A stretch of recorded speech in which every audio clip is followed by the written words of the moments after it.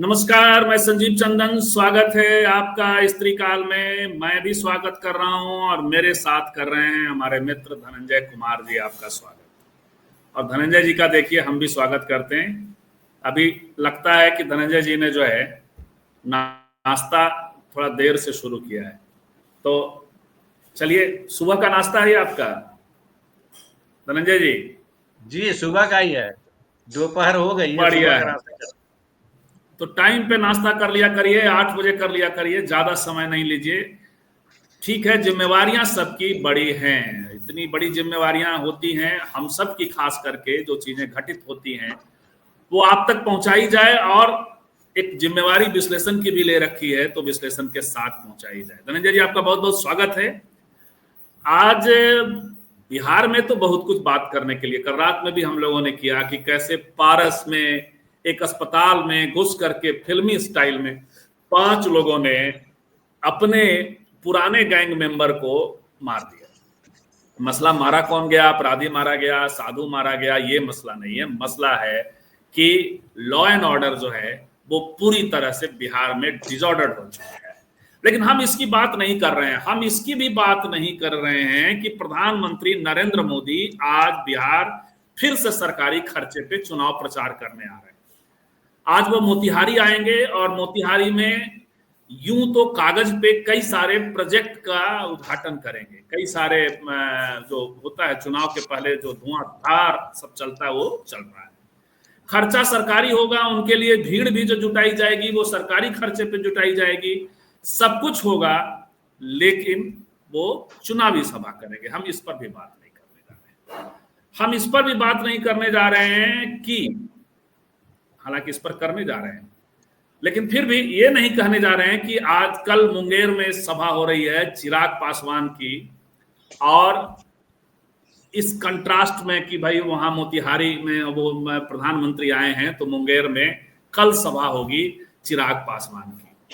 इस कंट्रास्ट में जरूर करेंगे कि नीतीश कुमार के गढ़ में जाकर के राजगीर में चिराग पासवान ने एक सभा की, और वहां कथित रूप से ये बहुजन सभा कर रहे थे हाथ में कलावा बांध करके, लेकिन फिर भी वहां कम से कम जय भीम मोड में आए थे। और अब ये नव चेतना या पता नहीं कौन सा नव समथिंग नव करके मुंगेर में करने जा रहे हैं, जहां ललन सिंह की जगह है। ललन सिंह ने जहां मीट खिलाया, उसके वहां तो नहीं खिलाया था, थोड़ा लखीसराय के आसपास कल मटन उनको भी वायरल चल रहा है। लोग पूछ रहे हैं कि प्रधानमंत्री जिस तरह से तेजस्वी यादव पर हमलावर हुए थे और उन्होंने कहा था कि हमारी नैतिक जिम्मेवारी बनती है ये जो नवरात्र के समय और या इस वक्त में इसको खाने को लेकर के, मांसाहार करने को लेकर, तो देखते हैं कि प्रधानमंत्री ललन सिंह पे कोई बात करते हैं कि नहीं। लेकिन चिराग पासवान कल मुंगेर में सभा करेंगे। हम इस पर थोड़ी सी बात जरूर करेंगे, इस बातचीत पे इसकी छाया जरूर रहेगी। लेकिन उससे भी बड़ी बात कि चिराग पासवान कल जब जेपी नड्डा से, बीजेपी के राष्ट्रीय अध्यक्ष से मिले और बाहर निकले, तो अपने चिरपरिचित अंदाज में उन्होंने फिर से पटना शूटआउट की चर्चा करते हुए लॉ एंड ऑर्डर को फेल्ड बताया बिहार में। वो गठबंधन के नेता हैं, इसके निहितार्थ को समझेंगे। बीजेपी उनके साथ खेल क्या कर रही, बार बार वो नेताओं से मिल करके क्या हासिल कर रहे हैं, क्या कुछ हासिल कर भी पा रहे हैं? क्योंकि पिछली बार तो उन्होंने बीजेपी पर भी हमला बोल दिया था, जब उन्होंने कहा कि हमारे पिताजी कह रहे थे कि हम जहर खा लेंगे लेकिन बीजेपी के साथ नहीं जाएंगे। तो इस पर जरूर बात करेंगे। उससे भी बड़ी बात पप्पू यादव। पप्पू यादव क्या, उनका क्या होगा, वो उनके साथ क्या हो रहा है? क्योंकि पप्पू यादव सुर्खियों में आए कि वो चाह करके भी राहुल गांधी की गाड़ी पे चढ़ नहीं पाए। पहले उन्होंने खंडन किया कि नहीं, मैं तो नहीं जा रहा था, वो तो गिर गया था इसलिए सीन में आया। बाद में उन्होंने कहा कि नहीं, हमारा तो लिस्ट में नाम ही नहीं था। तो मुझे जब बात समझ में आ गई तो मैं बात को, तरह नेताओं का अपना स्टाइल होता है। लेकिन सवाल है कि जब राहुल गांधी और खड़गे साहब उनसे मिलकर उनसे मुलाकात उनकी हो गई, तो उसके बाद जैसे जेपी नड्डा के यहां से मिलकर चिराग पासवान नीतीश कुमार पे प्रक्रांतर से हमलावर हुए, वैसे ही पप्पू यादव राहुल गांधी के यहां से मिलकर के तेजस्वी यादव पर हमलावर हुए। उन्होंने मुख्यमंत्री के तौर पे 2 चेहरे सामने किए, राजेश राम जो अभी बिहार के अध्यक्ष हैं, और तारिक अनवर। तो ये क्या है, ये दोनों का कांग्रेस और बीजेपी इस्तेमाल कर रही है। एक दूसरा, Pappu Yadav free style of politics करने वाले हैं, फ्री, कुछ तो वो दारा सिंह टाइप का मामला है, जो आएगा मुक्का मार देंगे। तो क्या कांग्रेस का ये ऑफिशियल पोजीशन है कि बिहार में लॉ एंड ऑर्डर बिगड़ रहा है, इसलिए राष्ट्रपति शासन लागू हो जाना चाहिए? क्या कांग्रेस चाहती है कि राष्ट्रपति शासन में बिहार में चुनाव हो? लेकिन पप्पू यादव चाहते हैं। कल पप्पू यादव पारस हॉस्पिटल भी पहुंच गए, जहां एक गुंडा मारा गया था। भले ही क्राइम, ये गैंगवार जैसा था, गैंगवार नहीं कहेंगे, गैंग के लोगों ने जाकर के मारा था। तो उससे मिलने जाने की क्या जरूरत थी? हालांकि वो सवाल कर सकते थे कि लॉ एंड ऑर्डर का फेलियर है। बिहार अजीबोगरीब है। बिहार में, बिहार के जो एडीजी हैं वो कह रहे हैं कि अप्रैल मई जून में हत्याएं बढ़ जाती हैं क्योंकि किसान इस वक्त फुर्सत में होते हैं। बिहार में किसान कौन है, किनके पास खेती ज्यादा है, क्या आपको पता है? प्राय, आज अभी तक तो लैंड सर्वे हुआ नहीं है, लेकिन फिर भी पिछले रिकॉर्ड के हिसाब से ज्यादातर खेती अपर कास्ट के लोगों के पास है, और दूसरे नंबर पे मध्यवर्ती जातियों के ऊपरी हिस्से के पास है, जिसमें नीतीश कुमार की जाति भी आती है। तो ये भी बयान, और वो अजीबोगरीब बयान है। जैसे योगी जी ने कभी कहा था कि अगस्त में, लेकिन इस पर बात लोग कम करेंगे, अगस्त में बच्चे मरते ही मरते हैं। तो अगले आधे घंटे 40 मिनट में इन हलचलों के बीच में धनंजय जी के साथ जो हम लोग बातचीत करने वाले हैं वो ये कि धनंजय जी, पप्पू यादव का क्या होगा? बाद में आते हैं चिराग पासवान। ये क्या है, ये कौन सा स्टाइल है बिहार में? क्या ये कांग्रेस का ऑफिशियल पोजीशन है? पप्पू यादव को कभी तवज्जो दे रही है, कभी तवज्जो नहीं दे रही है। राष्ट्रीय कन्वेंशन में बुलाती है, उनको भाषण नहीं देने देती है। जब वो नाराज होते हैं गाड़ी पे नहीं चढ़ने देने को लेकर के, तो उनसे बुला के खड़गे साहब और राहुल जी मिलते हैं, बाहर आकर के वो तेजस्वी यादव पर हमलावर हो जाते हैं। क्या है ये? और कल तो राष्ट्रपति शासन मांगने पहुंच गए, एक गुंडे की हत्या पे पारस हॉस्पिटल भी पहुंचे थे। धनंजय जी, अनम्यूट कर रहा हूं। देखिए, जो पप्पू यादव करते हैं उसको राजनीति नहीं कहते। राजनीति में खासकर जब लोकतंत्र की बात करें, जब कांग्रेस पार्टी की भी बात करें, लोकतंत्र की बात करें, तब लोकतंत्र में बहुत कुछ चीजों को साधना पड़ता है, हर पक्ष को समझना पड़ता है, हर पक्ष के अनुसार काम करना पड़ता है। ये डिक्टेटरशिप नहीं है कि जो मैं चाहूंगा वही होगा। मैं चाहूंगा इस पे जाऊं, मैं चाहूं इस पे बोलूं, मैं चाहूं उस पे बोलूं। खाली बोलना तो राजनीति नहीं है। कई धारा के लोग हैं, कई विचारधारा है, कई समाज में ढेर सारी विषमताएं हैं, समाज में ढेर सारी चीजें हैं। उसके बीच जो है समन्वय स्थापित करना, राजनेता की कुशलता कितनी है और नहीं है, उससे पता चलता है। जैसे एक उदाहरण के तौर पे छोटा सा रखूं कि कोई भी देश की सड़क है, सड़क पे आप देखते हैं कि फुटपाथ नहीं है, फुटपाथ टूटी अवस्था में है, वहां दुकान चलती है। यहाँ फुटपाथों पर आम आदमी के चलने की जो रास्ता है उस पर दुकान लगी हुई है। सड़क पे गाड़ियां चलनी है, वहां साइकिल भी चल रही है, वहां टैक्सी भी चल रही है, वहां ऑटो भी चल रहा है, मोटरसाइकिल भी है, पैदल आदमी भी है, तमाम तरीके के लोग। टेस्ला कार भी चल रही है, बस भी चल रही है, एसी भी, नॉन एसी भी, टूटी हुई भी, फूटी हुई भी, पुरानी भी, सब चल रही है। अब बताइए कि जो सड़क की स्पीड अगर लिखी हुई है कि 60 किलोमीटर की स्पीड में चलिए, तो क्या 60 स्पीड में चलेगी सड़क? अब जो तेज चलाने वाला है उसको बड़ी चुभन होगी कि क्या यार, ये कोई सड़क है? बताओ, इस पे आदमी भी चल रहा है, इसमें वो भी चल रहा है, इसमें वो भी चल रहा है, स्पीड ही नहीं चला पाते हैं। जो पैदल आदमी चल रहा है वो चिल्ला रहा है कि क्या यार, कोई ठिकाना ही नहीं है, देखो पानी है यहाँ, उड़ा करके चला गया है। गधे को समझ में नहीं आ रहा कि पानी उड़ा के नहीं जाना चाहिए। तो हर व्यक्ति अपने हिसाब से चीजों को जब देखता है, उसको राजनीति नहीं कहते। आपको समग्रता में देखना पड़ेगा। और पप्पू यादव जो है उन चीजों को समग्रता में नहीं देख रहे हैं। वो ठीक है, लॉ एंड ऑर्डर का मसला है कि भाई एक आदमी जो अस्पताल में पड़ा हुआ है, वो भी छोटा मोटा अस्पताल नहीं है, सरकार ने उसको पेरोल दिया है, तो पारस में क्यों ठहराया उसको? सरकारी अस्पताल में क्यों नहीं था वो? तो जाहिर है वहां पे तमाम तरीके की चीजें चल रही होंगी। ऐसा तो नहीं था वो मूर्छित पड़ा था, वहां से डील भी कर रहा होगा। जब जेल से डील हो रहा होता है, किसको मार देना है, किसको फोड़ देना है, किसको तोड़ देना है, किसको जिंदा रखना है, तो अस्पताल से भी वो होता है। अस्पताल तो हम जानते हैं कि अस्पताल में लोग आते ही पेरोल करके आराम करने आते हैं, वहां आराम करेंगे, जेल से ज्यादा सुविधाएं यहाँ मिलेंगी।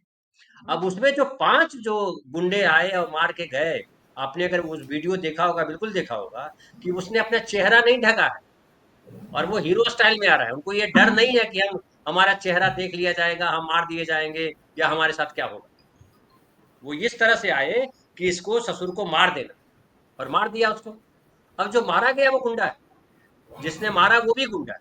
लॉ एंड ऑर्डर का मामला बिल्कुल है कि भाई लॉ एंड ऑर्डर कहाँ है, लेकिन पप्पू यादव जी, इससे ज्यादा जरूरी है पारस हॉस्पिटल जाने के बजाय कि जो दूसरे अस्पताल है, पीएमसीएच में आप बैठ जाइए, नहीं कि अपना स्टॉल लगा दीजिए पीएमसीएच, या जो एम्स है, जो और आईजीएमएस है। लगाते हैं। पप्पू पप्पू जी की एक खासियत है धनंजय जी कि वो एम्स में बहुत मदद करते हैं बिहार के लोगों नहीं, की। अच्छी बात है, मैं कह रहा हूँ वो वहीं पे लगाते हैं, फोकस ऐसा कीजिए नहीं ना, कि नहीं आप वहीं फोकस लगाते। करिए ना। और आप फोकस करिए, खाली नहीं मदद मत कीजिए, आप सरकार से वो मदद दिलवाइए कि ये चीज नहीं है करो। आप अपने जेब उस से पैसे देते हैं वो इम्पोर्टेंट नहीं है। इम्पोर्टेंट है कि सरकार को कहिए कि यहाँ इस तरीके की समस्या है, और हेल्थ मिनिस्टर को मजबूर कीजिए कि तुम मीटिंग करो, आओ यहाँ। क्यों नहीं कर रहे हैं? मंगल पांडे को क्यों नहीं बुला रहे हैं वो, इसमें एम्स इसमें आओ, जो आप देखो क्या व्यवस्था है। इसमें सबसे बड़ा पॉलिटिकल संकट है। या तो पप्पू जी को अब लग गया है कैमरे पे ही सब कुछ करना है। आपने याद होगा, आपको 2019 में जब बाढ़ आई थी तो ये कैमरे पे मेहनत बहुत किया उन्होंने और लोगों तक राहत सामग्री पहुंचाई, लेकिन उनका वही स्टाइल है कैमरा लेके घूमना। तो इनको कैमरे, अब ये राष्ट्रपति शासन मांगना, ये कौन सी पॉलिटिकल चेतना है महागठबंधन के एक लीडर के द्वारा, जिसको कांग्रेस ने अपने हिसाब से माने खास किस्म से अपने से जोड़ रखा है, राहुल जी से मिलके भी आए हैं। आपको लगता है कि देखिए, राष्ट्रपति शासन में चुनाव महागठबंधन के हित में होगा? अब देखिए, सीधे आप मैं बोलूंगा तो कई लोगों को तकलीफ हो सकती है। पप्पू यादव नेता है, वो किताब भी उन्होंने लिखी है, पढ़े लिखे हैं, उनके भाषण सुनिए, कहीं भी संसद में सुनिए, कहीं कहीं लगता है पढ़ा लिखा भी बोल रहा है। इमोशनल होना दूसरी कहानी, आपको संवेदना है किसी के प्रति, वो दूसरी कहानी। लेकिन अब अगर आप राष्ट्रपति शासन की मांग कर रहे हैं, तो राष्ट्रपति शासन में कौन शासन करे? पप्पू यादव को मिल जाएगा वो हाथ में कि पप्पू यादव शासन कर रहे हैं, कि राष्ट्रपति अमेरिका का राष्ट्रपति शासन करेगा? इसी देश की राष्ट्रपति करेंगे ना। राष्ट्रपति के नाम पर राज्यपाल शासन होगा। राज्यपाल किस तरह से व्यवहार कर रहे हैं, क्या नीतीश कुमार से ज्यादा बेहतर व्यवहार करेंगे नहीं, वो राज्यपाल? सीधे गृह मंत्रालय का शासन होगा, अमित शाह का शासन होगा, वो ज्यादा तो ये कंट्रोल्ड पप्पू होगा। यादव को अगर नहीं समझ में आता तो काहे को राजनीति कर रहे हो आप? और ये राजनीति इसीलिए पप्पू यादव से दूरी बनाते हैं आरजेडी वाले, कि भाई आप भाड़ दोगे, आपको ये नहीं पता लगता है कि यहाँ पे लाठी चलाने का नुकसान क्या होगा या लाभ क्या होगा। पॉलिटिक्स जो है वो लाभ नुकसान सोच करके निर्णय लिया जाता है, पॉलिटिक्स बिल्कुल। इमोशनल निर्णय नहीं लिया जाता है। राहुल गांधी जो कर रहे हैं वो इमोशनल निर्णय अगर लेने लगेंगे तो बर्बाद हो जाएंगे। हमने क्यों कहा कि मंदिर मस्जिद जाना बंद करो आप? मंदिर मस्जिद अगर एक नेता जाएगा तो गरीब आदमी जिसके पास संसाधन नहीं है वो क्या करेगा? वो कैसे अपने हक की बात करेगा? फिर तो वो कहेगा भगवान ने हमको गरीब रखा। तो बड़े नेताओं के लिए आवश्यक है कि आप जब नेता बने हैं तो आप इस बात का ध्यान रखिए, आपके बोलने का, आपके व्यवहार का, आपके काम काज का क्या असर पड़ता है समाज पर।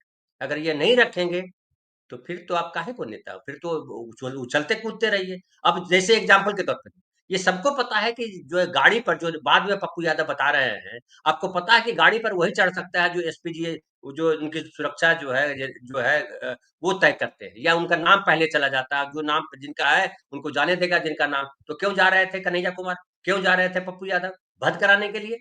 क्यों चढ़ रहे थे आप? सवाल है ना।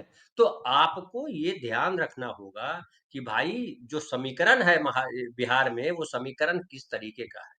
ये समीकरण जो आप साध रहे हो उससे किसको लाभ होगा?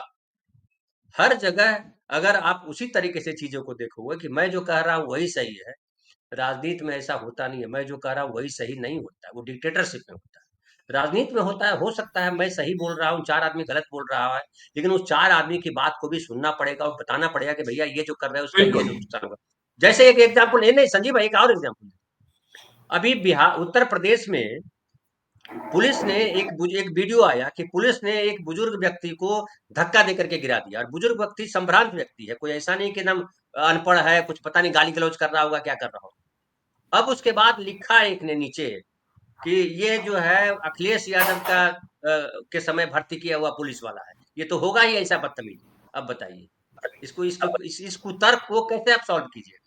मतलब मतलब जो सरकार बदले सब स्टाफ को बदल दे। धनंजय जी, ये तो बिहार में भी यही चल रहा है, लोगों के तरह तरह के कि लालू जी के टाइम का और ये। लेकिन एक बात बताइए कि ये हम लोगों ने अभी लेटेस्ट बात की, अब ये गए पप्पू जी मिलने राहुल जी से और खड़गे साहब से, और एक मैसेज आया कि अच्छा देखिए वो बाहर आए और बाहर आके उन्होंने फिर से चेहरे के तौर पे तारिक अनवर और राजेश रानी, ये क्यों कांग्रेस भी इस कंफ्यूजन को क्यों बनाए रखना चाहती है?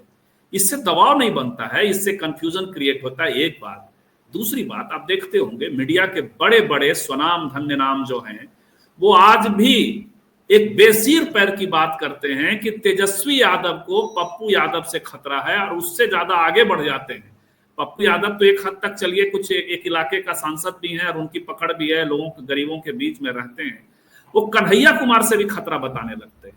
ये गजब किस्म की थ्योरी चलती है। तो कांग्रेस जो कर रही है वो खाकर तब जब आप टेबल टॉक पे हैं, पप्पू नामक परिघटना को साधती क्यों नहीं बिल्कुल, बहुत बहुत सही सवाल आपने किया। सकते हैं? मेगा बॉन्ड की तरफ देखिए, क्यों छोड़ा?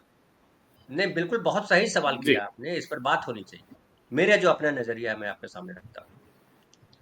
एक तो जो है पप्पू यादव, कन्हैया कुमार और तेजस्वी यादव में बड़ा भारी अंतर है। मैंने आपके प्रोग्राम में ही शायद कहा था कि उनके, तेजस्वी यादव के पास एक विरासत है, एक बड़ी सत्ता है, बड़ी भीड़ है। वो पप्पू यादव के पीछे नहीं है। वो कन्हैया कुमार के पास पीछे तो और नहीं, कन्हैया पप्पू यादव तो फिर भी अपने दम पे निर्दलीय बन करके, इसके उसके बन करके एक ग्रुप खड़ा कर दिया है। कन्हैया कुमार के पास क्या है? कन्हैया कुमार अपने दम पे क्या कर सकते हैं? है ना, तीनों की स्थिति में अंतर है। अब बात आती है कि ये जो प्रोजेक्ट किया जाता है या जो बताया जाता है मीडिया में कि तेजस्वी यादव को पप्पू यादव से खतरा है, तेजस्वी यादव को कन्हैया कुमार से खतरा है। इस सबसे बड़ी जिम्मेदारी किसकी है कि ये खतरा है नहीं है, ये कौन तय करेगा? कौन कौन इस पे बेहतर बोलेगा? इस पे बेहतर लालू जी को बोलना चाहिए था, तेजस्वी को खुद बोलना चाहिए था।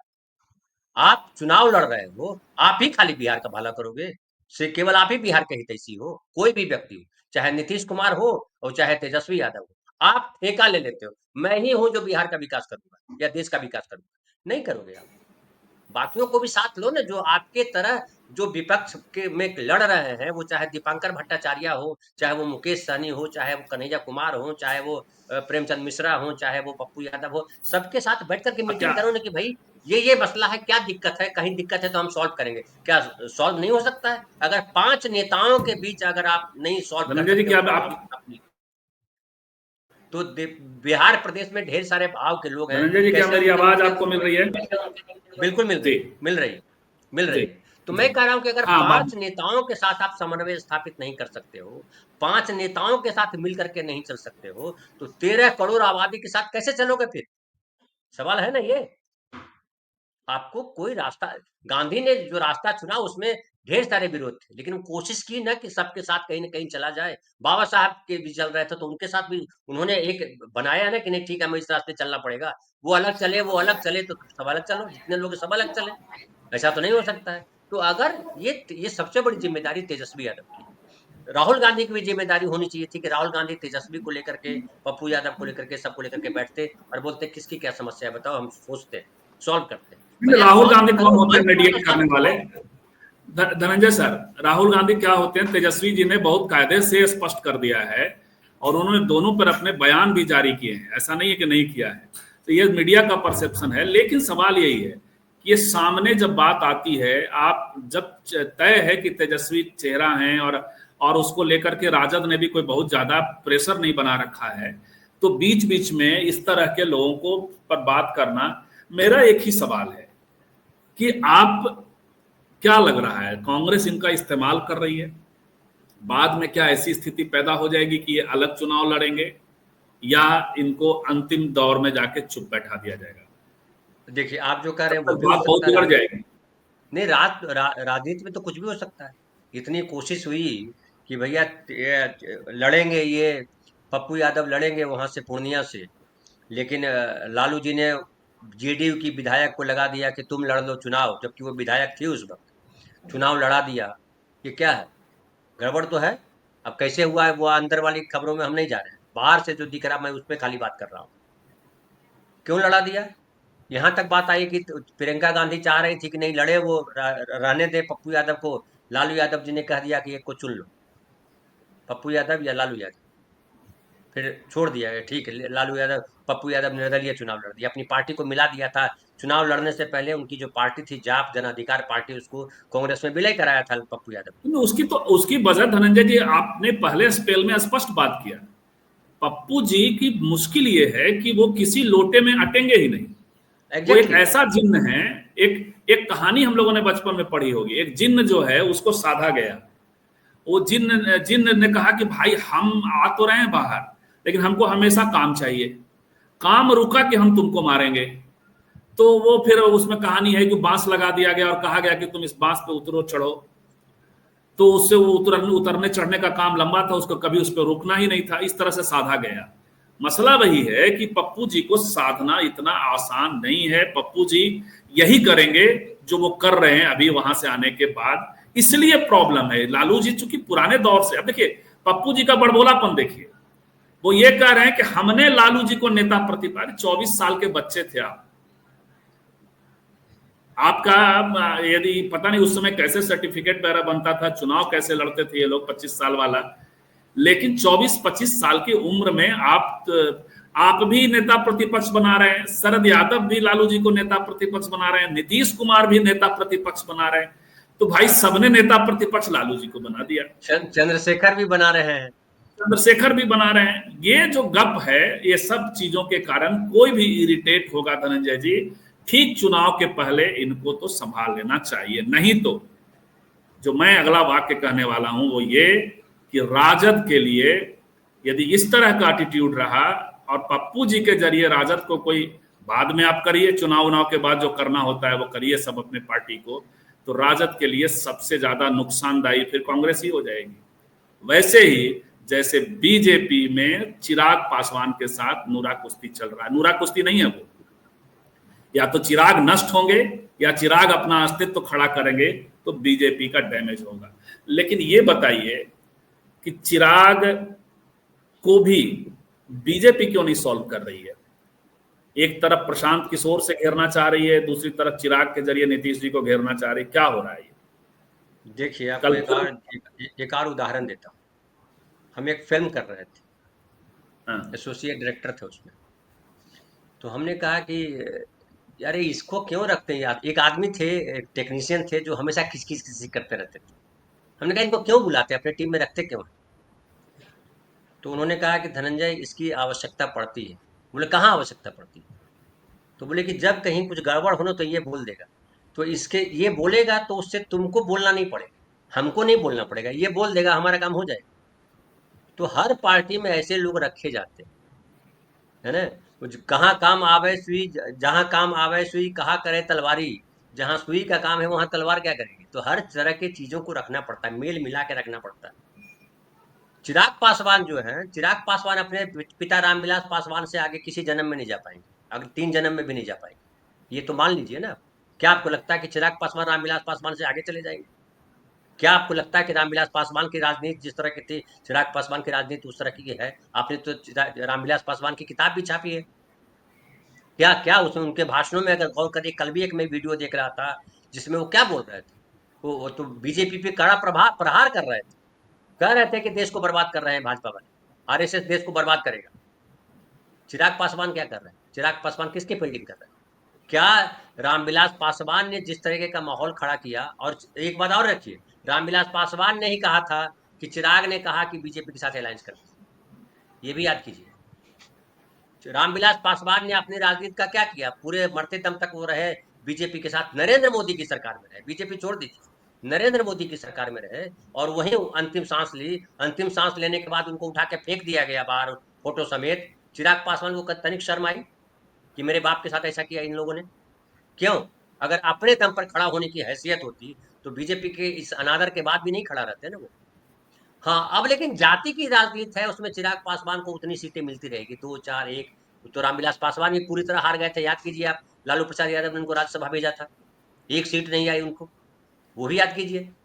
तो अब है कि चिराग पासवान का इस्तेमाल बीजेपी कर रही है, उनको नहीं समझ में आ रहा, बीजेपी को समझ में आ रहा। लेकिन जब एक्सपोज हो जाता है ना संजीव भाई, जैसे प्रशांत किशोर का भी इस्तेमाल कर रही है बीजेपी। आप गौर कीजिए, मैं एक दिन परसों इसी पे हमने कार्यक्रम किया कि प्रशांत किशोर को आप सुनिए तो प्रशांत किशोर किसके खिलाफ बोलते हैं?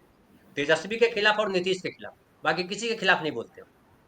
सारी गड़बड़ी तेजस्वी में है, तेजस्वी आएगा गड़बड़ हो जाएगा, और गड़बड़ नीतीश कुमार की वजह से। बीजेपी का कहीं बीजेपी पे कहीं प्रहार करते हो। तो अगर नीतीश कमजोर होते हैं, अब बीजेपी इस चक्कर में है कि नीतीश का अगर समझिए जो कह रहे हैं चिराग, वो प्रशांत किशोर की 25 सीट से ज्यादा नहीं आने वाली है, अगर आ गई तो हम जो है छोड़ देंगे राजनीति। समझिए 20 सीट आई, 25 सीट आई, चिराग पासवान को 5 7 8 10 सीट आ गई, इसको प्रशांत किशोर को 5 7 सीट आ गई, तो वो प्रशांत किशोर 5 7 सीट लेकर के किसका समर्थन करेंगे? सरकार तो दो ही कोई बनाए, महागठबंधन बनाए चाहे एनडीए बनाए, क्या वो महागठबंधन के साथ प्रशांत किशोर जाएंगे? किसके साथ जाएंगे? बीजेपी के साथ जाएंगे। वो क्या वो नीतीश कुमार मुख्यमंत्री बने इसके लिए खड़े होंगे? तो नीतीश कुमार मुख्यमंत्री नहीं होंगे या जनता दल यू का कोई व्यक्ति मुख्यमंत्री नहीं होगा, इसके लिए दोनों झंडा उठाएंगे, चिराग पासवान भी उठाएंगे और प्रशांत किशोर भी उठाएंगे। प्रशांत किशोर को प्रोजेक्ट किया जा रहा है कि ये जो है प्रदेश का भावी मुख्यमंत्री है, और ये आएगा तो जाति, धर्म, भाषा, शिक्षा सब के नाम पर जो है कमाल कर देगा। यही प्रोजेक्ट किया जा रहा है, बीजेपी जान के करवा रही है। क्योंकि उसको दिख रहा जी। है कि हमारे यहाँ तो कोई नेता है नहीं, तो हम प्रशांत किशोर को प्रोजेक्ट करके कल हम उसके साथ ले लेंगे। प्रशांत किशोर वही करेगा जो केजरीवाल कर रहा है। प्रशांत किशोर वही करेगा जो हम चाहते हैं। वही है ब्राह्मणवादी शक्तियां, वही ब्राह्मणवादी विचारधारा। अभी अभी एक वीडियो और बयान वायरल हो रहा है जिसमें उन्होंने कहा कि यहाँ पे लौंडे जो है फिलिस्तीन का झंडा उठा रहे हैं। अरे तुमको क्या दिक्कत है फिलिस्तीन का उठा रहा है कि कहाँ उठा रहा है? फिलिस्तीन के लिए गजा पट्टी की बात करना गलत बात है? जो बात कर रहे हैं वो नहीं करना चाहिए? तो ये कौन सी धारा है? तो चिराग पासवान हो या प्रशांत किशोर हो, दोनों का इस्तेमाल जो है बीजेपी कर रही है। कोई भी आए, क्योंकि बीजेपी को पता है कि हम अपने एक दम पे नहीं आ सकते। लेकिन लेकिन एक थियरी ये भी है, मैं धनंजय जी, जैसे एक तरह से बीजेपी भी पे उन्होंने राजगीर में अटैक किया। हालांकि हमने पहले ही कहा कि राजगीर गए, फिर अब ललन सिंह के इलाके में जा रहे हैं तो जदयू, लेकिन बीजेपी पे भी उन्होंने अटैक किया। फिर अभी जेपी नड्डा से मिलने जा रहे हैं। तो उनकी बेचैनी, ये एक थ्योरी ये है और कहा जा रहा है कि न नीतीश जी इनको भाव दे रहे हैं और न बीजेपी इनको भाव दे रही है। तो क्या आपको दिखाई पड़ रहा है ये बाहर जाएंगे, ये भी अब चुनाव अलग से लड़ेंगे, ऐसी स्थिति पैदा कर दी जाएगी? क्योंकि ये तो मुश्किल है कि इनको भी 20 सीटों पे मान जाएं ये बच्चे।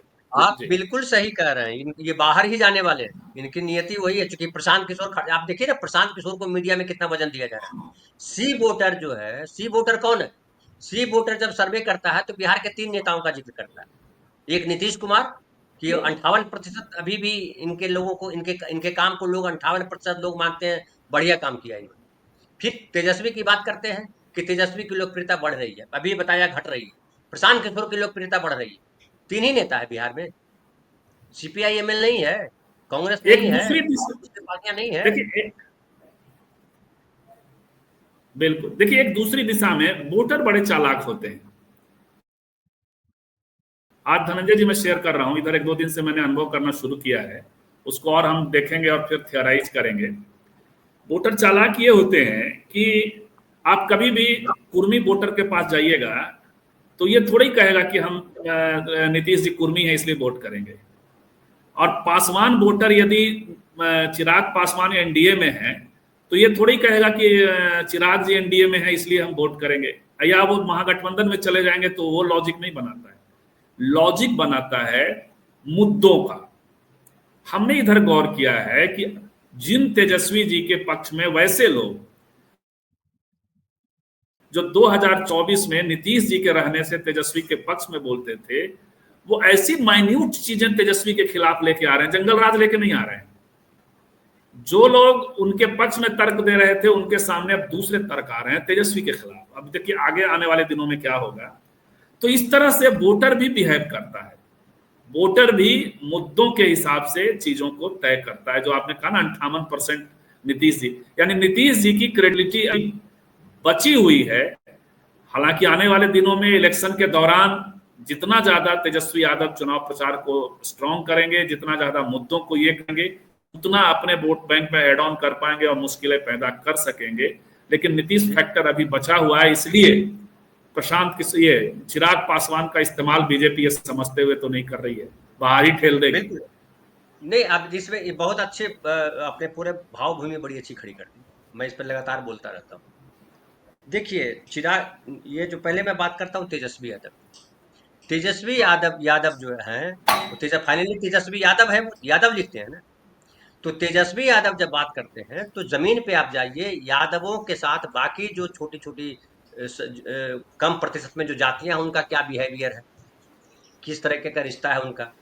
लालू प्रसाद यादव जी का शासनकाल, चूंकि विरासत तो उन्हीं का लेके आए हैं, तो लालू प्रसाद यादव जी की अच्छाइयां लेकर के आ गए कि इतना बड़ा संगठन उनको मिल गया तेजस्वी यादव को, तो बुराइयां भी तो लेके आएंगे। वो नहीं लेके आएंगे वो तो चलेगा नहीं, वो भी साथ में आएंगी।